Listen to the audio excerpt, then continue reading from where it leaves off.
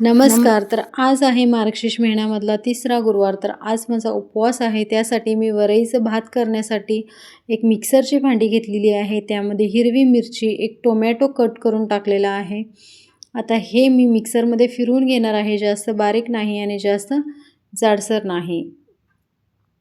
तर बघू शकता तुम्ही अशा प्रकारे मी मिक्सरमध्ये फिरवून घेतलेला आहे. त्यानंतर या कढईमध्ये 1 वाटी वरई घालून त्याला देखील मी थोडंसं गरम करून घेणार आहे. जास्त काही गरम करणार नाही.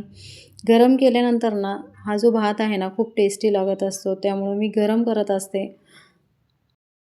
आता याच कढईमध्ये 2 ते 3 चमचे मी तेल टाकून घेतलेलं आहे. तेल चांगलं गरम झाल्यानंतर यामध्ये जिरे टाकून घेणार आहे. तर काही जण असं म्हणतात की उपवासाला जिरे चालत नाहीत किंवा आम्ही खात नाही.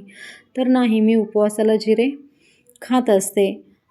आता यामध्ये आपण टोमॅटो आणि मिरची जे बारीक करून घेतलेलं होतं ते टाकून घेणार आहे. चांगल्या प्रकारे परतल्यानंतर त्यामध्ये चवीप्रमाणे मीठ घालून घेणार आहे. मीठ घातल्यानंतर शेंगदाण्याची पूड मी यामध्येच टाकून घेणार आहे. तर एकीकडे मी पाणी गरम होण्यासाठी ठेवलेलं होतं, तेच पाणी मी यामध्ये टाकून घेणार आहे.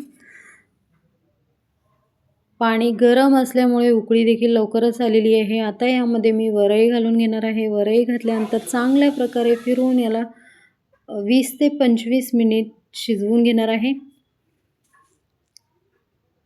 तर तुम्हाला वाटत असेल की वरईमध्ये पाणी खूपच जास्त झालेलं आहे, तर हो, मला अशाच प्रकारे वरई आवडत असतं. मला ते मोकळं वरई असतं ना, ते अजिबात आवडत नाही.